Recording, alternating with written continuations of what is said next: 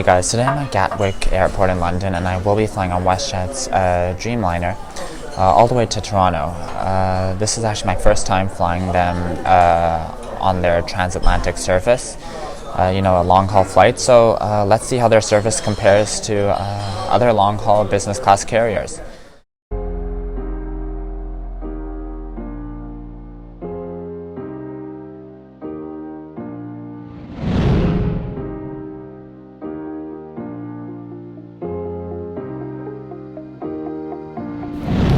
Today's journey starts off at Gatwick's North Terminal. After a quick check-in and walk across the terminal, I arrived at my gate.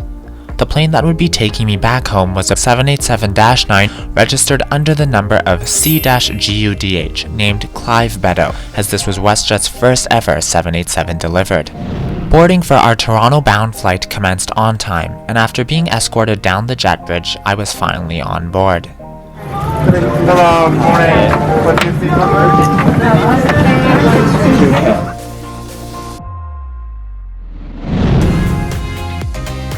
WestJet's 787 cabins are absolutely stunning. The silvers and blues are fun and refreshing, yet subdued and elegant. I gotta say that this is still my favorite cabin in the skies. I've reviewed this product before, so if you want to see a more in-depth cabin and seat tour, head to my WestJet 787 video from last year. So guys, I gotta say I'm really obsessed with this magazine rack. It's like a piece of art. Like, I've flown this product before, but every time I see it, it just amazes me. The amount of detail in the seat is amazing. Like from the stitching to the shelving, everything's just stunning.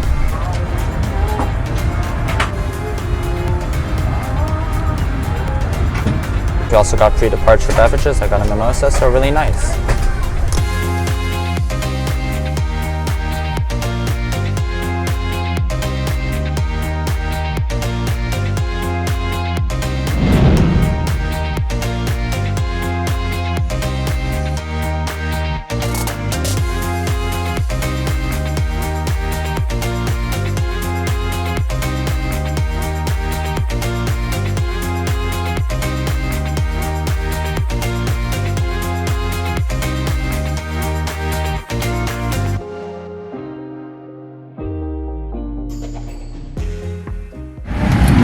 Offer something to drink after dinner.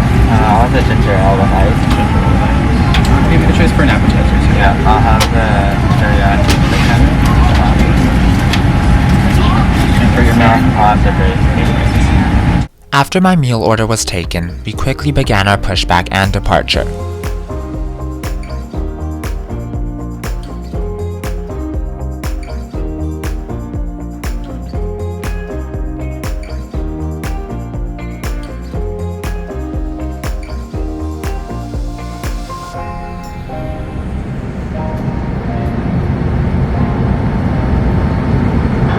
Cabin crew, please prepare for the punch.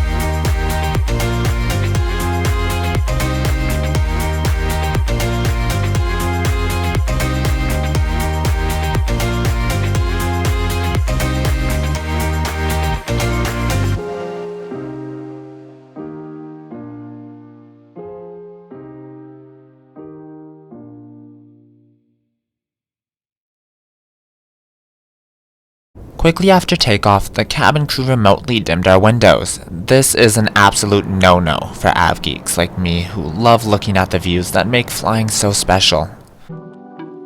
Anyway, today's festivities began with the glass of ginger ale I ordered. followed by my appetizer. For today's flight, I went with the chicken teriyaki, which was light and flavorful. I just wish that there'd be less ginger sprouts next time. The meal tray also came with WestJet's signature salt and pepper shakers and a small ramekin of butter for the bread. I really liked the high quality steel cutlery and even napkin ring that WestJet uses. The main course was quick to follow, and I went with the braised beef. And once again, this course was presented in a refined manner. The red wine sauce was rich and packed with flavor, and the beef was of the highest of quality, making this a delicious lunch option. A cheese board was offered to finish off the meal, boasting a premium offering. And to end an amazing meal service, I went for a coffee, and I have to say that I'm just obsessed with this setup.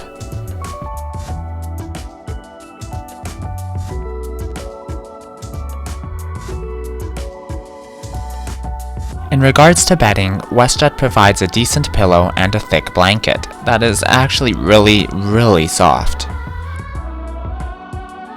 So after setting up my bed, I decided to take a nap.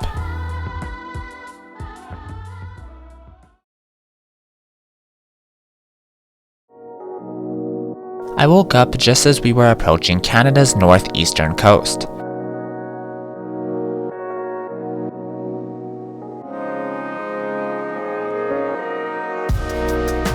I then went to WestJet's Snazzy Galley, where they had a self-serve snack setup available throughout the flight.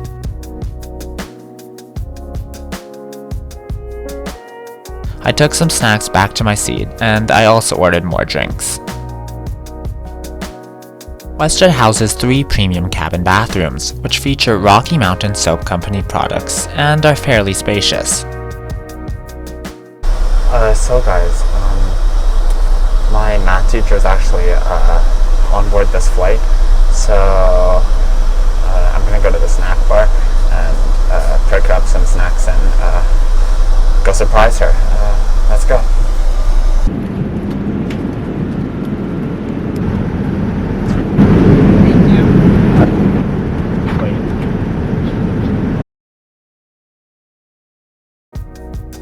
After bugging my math teacher, it was time for our pre-landing meal, which consisted of more cheese, a rainbow salad, a bowl of almost frozen fresh fruit, and a firm bread roll.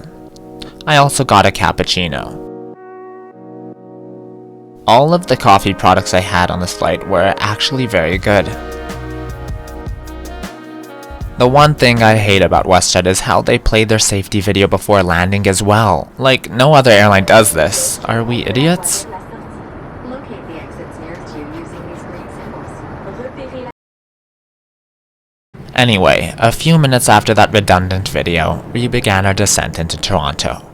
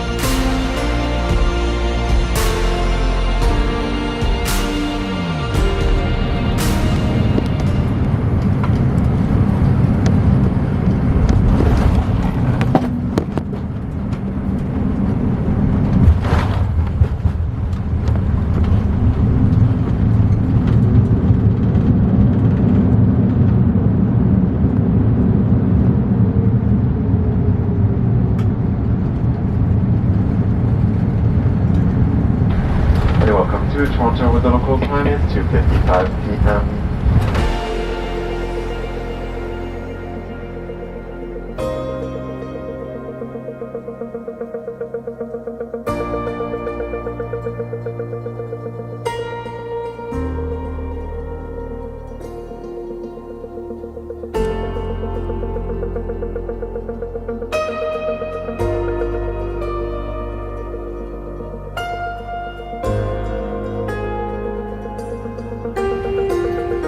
After we arrived at the gate, Canada's dysfunctional immigration system made us wait for quite some time before deplaning.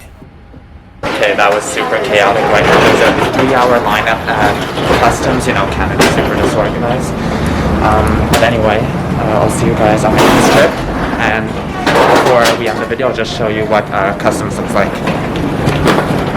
So once we cleared immigration, we were randomly selected for mandatory COVID testing.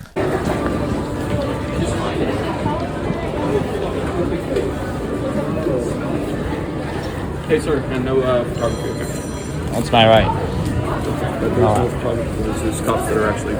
I'll talk to them. Then it's my right either not to get tested or my right to videotape. Yeah, sir, you can. So I had to stop filming. But if we didn't agree to getting tested, we would be arrested according to the law enforcers there.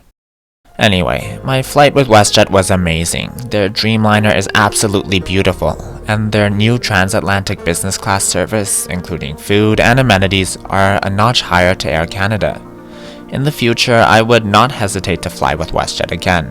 Remember that I post one new video a month. Next month, I will feature Shangri-La the Shard London, so make sure to subscribe to my channel so you don't miss it. Safe travels!